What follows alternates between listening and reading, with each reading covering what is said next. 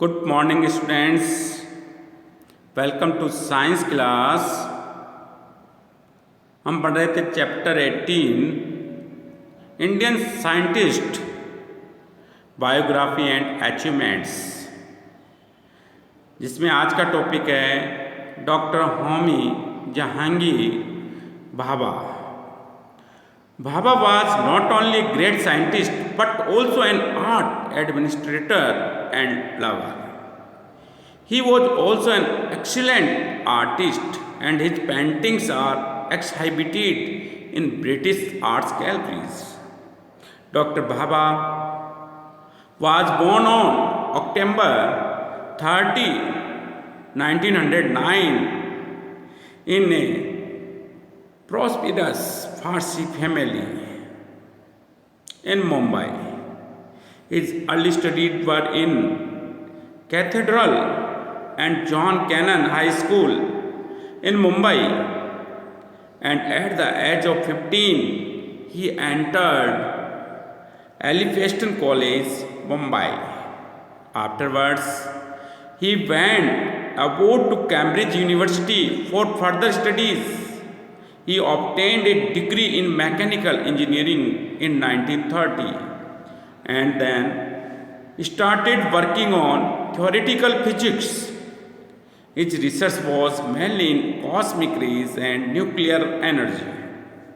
इनकी जो रिसर्च थे वो मुख्य रूप से किस पे थे? Cosmic rays and nuclear energy. In 1942 he was appointed lecturer in cosmic rays. Bhabha was related to, Bhabha जो थे रिलेटेड थे किससे? Industrialist Tata family. उस समय जो भारत के मोस्ट पॉपुलर इंडस्ट्रियलिस्ट जो थे वो टाटा फैमिली थी और उससे डॉक्टर भाभा रिलेटेड थे। इन 1937 he studied cosmic rays with Walter Heltier and described that primary cosmic rays from other space. इन्होंने जो है वॉल्टर हेल्टर के साथ जो है कॉस्मिक रेज की स्टडी की। Space interact with the upper atmosphere to produce particles observed at the ground level. The particles interact with air particles and produce showers of particles like electrons. He discovered these nuclear particles which were afterwards known as meson. बाद में इन्हें meson के नाम से जो है जाना गया। क्लियर है? तो मेसॉन्स की डिस्कवरी किसने की? डॉक्टर भाभा ने। He was instrumental in the establishment of Tata Institute of Fundamental Research in 1945।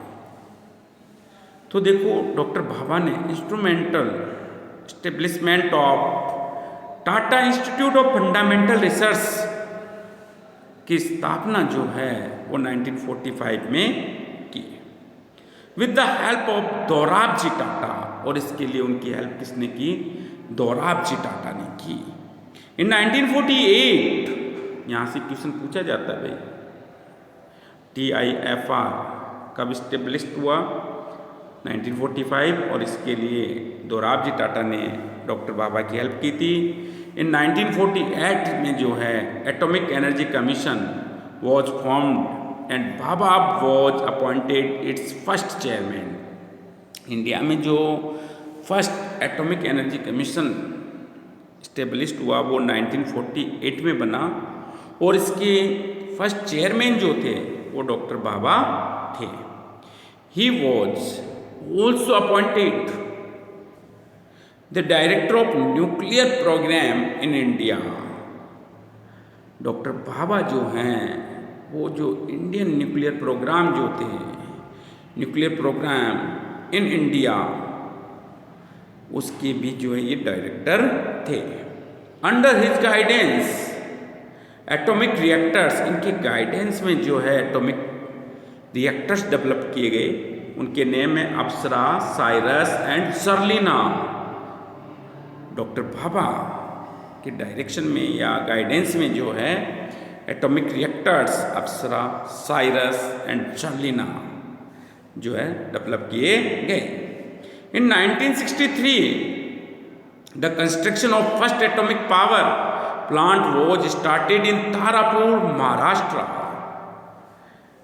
Bharat में जो है फर्स्ट एटॉमिक पावर प्लांट जो है 1963 में तारापुर जो कि महाराष्ट्र में स्टार्ट किया गया।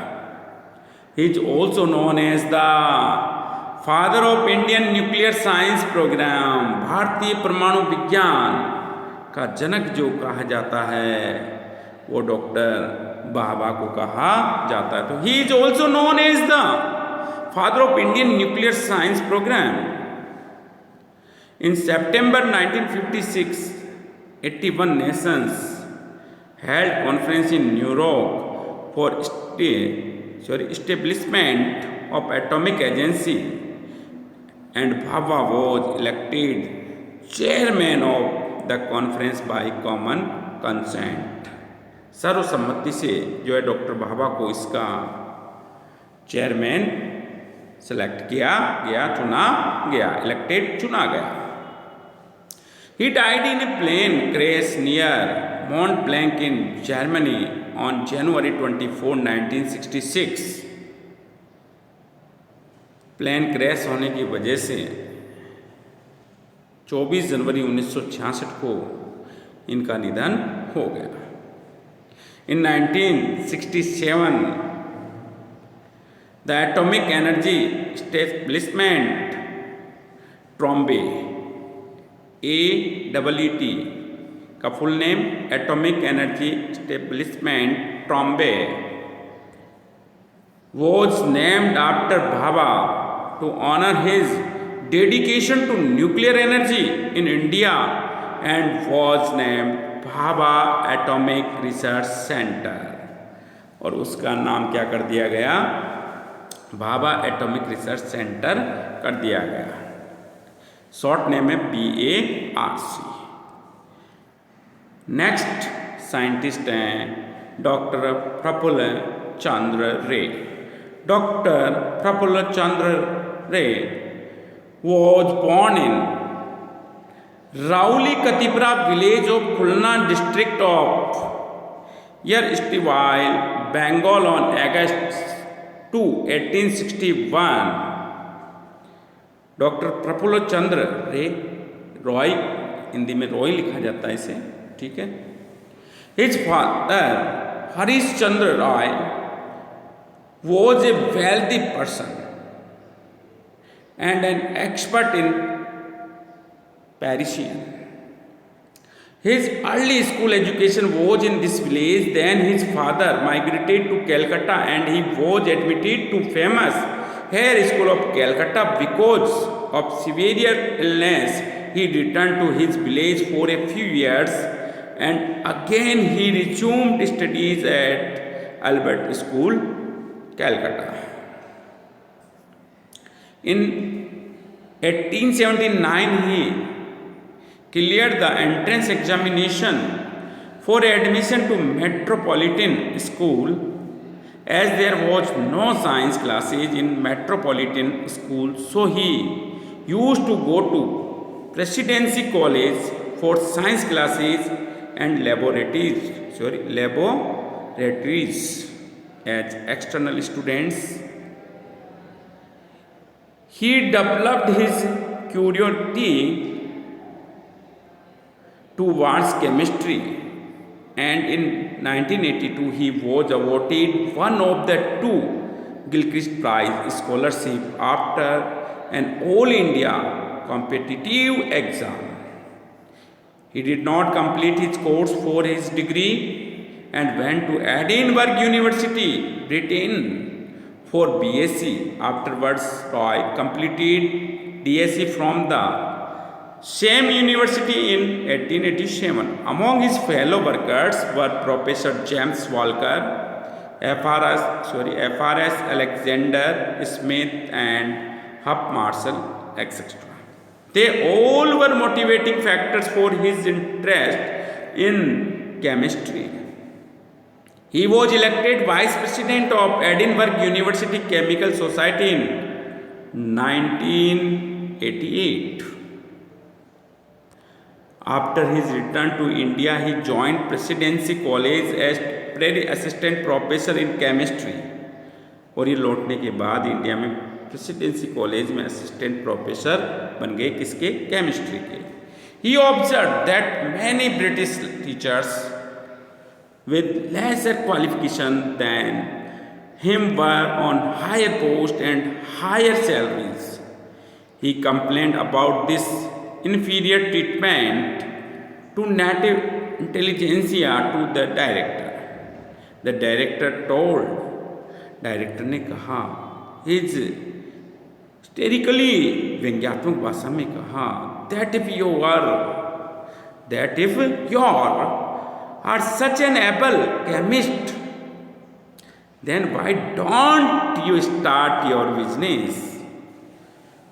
वहाँ के जो डायरेक्टर थे उन्होंने हिस्टेरिकली का मतलब व्यंग्यात्मक भाषा में एक तरह से कहा कि आप इतने ही योग्य केमिस्ट हैं तो क्यों नहीं अपना कोई व्यवसाय कर लेते.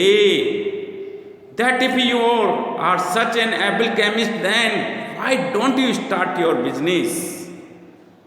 ठीक है. और डायरेक्टर की इस जो व्यंग्यात्मक सोच थी, जो उनके शब्द थे, वर्ड्स थे, उनका डॉक्टर प्रफुल्ल चंद्र रे पर बहुत ज़्यादा असर हुआ. और फिर उन्होंने he took this and with a great sum of ₹800 he started Bengal Chemical Works in 1892.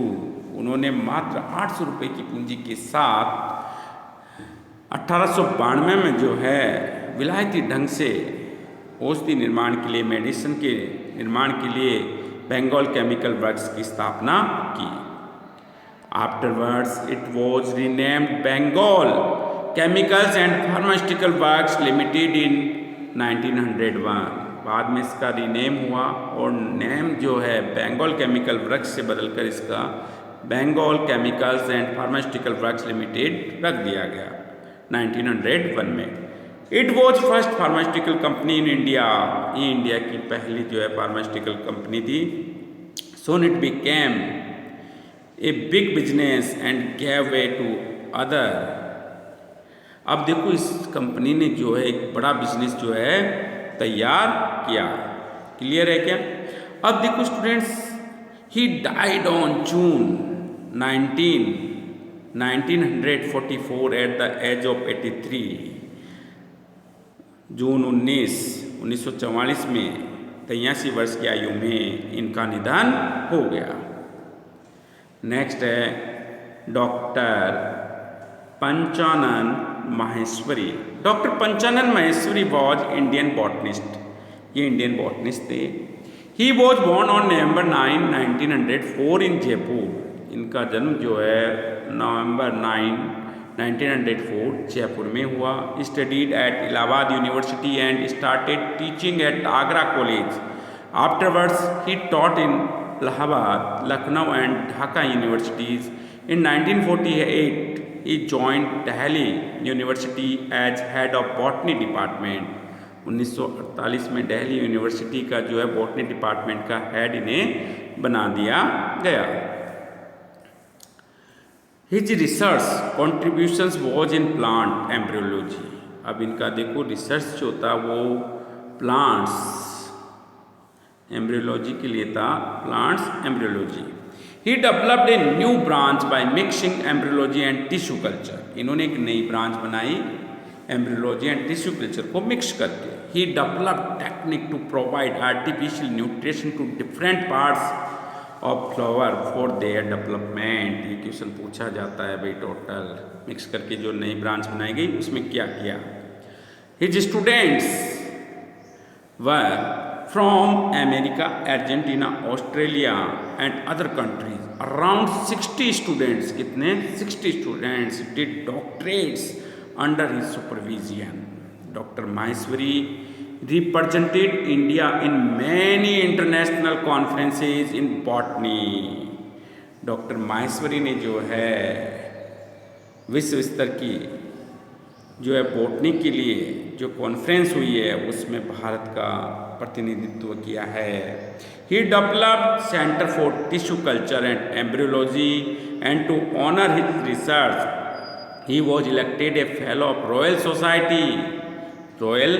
Society in 1965. FRS का full name fellow of Royal Society. He died in May 18, 1966 in Delhi. मई 18, 1966 को जो है इनकी दिल्ली में मृत्यु हो गई. नेक्स्ट है doctor Salim Ali. Doctor Salim Ali was born on November 12, 1896 in Suleimani Muslim family. He was an Indian ornithologist and naturalist. ये भारत के पक्षी वैज्ञानिक थे. ऑर्निथोलॉजिस्ट का मतलब पक्षी वैज्ञानिक, नेचुरलिस्ट यानी प्रकृतिवादी थे. He is also refer to as birdman of India. इन्हें जो है बर्डमैन ऑफ इंडिया भी कहा जाता है. नाम पूछा जाता है भाई कौन से साइंटिस्ट हैं जिन्हें बर्डमैन ऑफ इंडिया कहा जाता है, तो आपका आंसर होगा doctor Salim Ali. He was the first person who systematically conducted surveys on birds all around India. His books on Indian birds helped in popularizing ornithology in India. In 1976, he was awarded the Padma Vibhushan, the second highest civilian honor of India. After 1947, he became the main person behind the Bombay Natural History Society, short name है BNHS. He used his personal influence for getting government support for the organization. इन्होंने जो खुद का जो प्रभाव था सरकार में उसका उपयोग ऑर्गेनाइजेशन के लिए किया. He was also instrumental in creating Bharatpur bird sanctuary, Keoladeo national park. He worked hard to stop the construction of a dam that was a threat to Silent Valley National Park. इन्होंने जो है instrumental in creating Bharatpur bird sanctuary, या इसे और किस नाम से जानते, केवलादेव नेशनल पार्क के निर्माण के लिए जो है जोर लगाया. फिर उसके बाद इन्होंने जो है stop the construction of a dam, एक बांध के निर्माण को रुकवाया. क्यों? Because that was a threat to Silent Valley National Park. वो डैम जो है साइलेंट वैली नेशनल पार्क के लिए एक खतरा था. Under the guidance of the secretary of Bombay natural history society W.S. Millard, Salim Ali started studying birds thoroughly and identified an unusual sparrow that he had shot for sport with his toy air gun. Millard identified it as yellow-throated sparrow and showed Salim Ali the collection of stuffed birds in the collection of society. He gave a few books to start collecting birds, and one of the books was Common Birds of Mumbai. In his autobiography, इनकी जो autobiography है वो the fall of A sparrow किस नाम से लिखी गई? The fall of A sparrow के नाम से लिखी गई है. Clear? Salim writes that the event of yellow-throated sparrow was life-changing event for him because this event led him into ornithology. Primary education of Salim Ali took place in Bombay. Later on, he went to St. Xavier College, Bombay. He decided to take up the job of a guide to lecture in Prince of Wales Museum for rupees 350. Prince of Wales Museum 350 रुपये की इन्होंने एक नौकरी की. Was not having formal university degree and then decided to continue his studies. He was awarded honorary doctorate by Aligarh Muslim University 1958, Delhi University 1973 and Andhra University 1978. He died in 1987 after prolonged cancer. ये जब इनकी हुई तो ये prolonged cancer of prostate at the age of 91. In 1999, Government of India established Salim Ali Center for Ornithology and Natural History, short name है ISKCON, की स्थापना की। नेक्स्ट है doctor APJ Abdul Kalam. Doctor कलाम की स्टडी हम नेक्स्ट वीडियो में करेंगे। तब तक के लिए थैंक यू।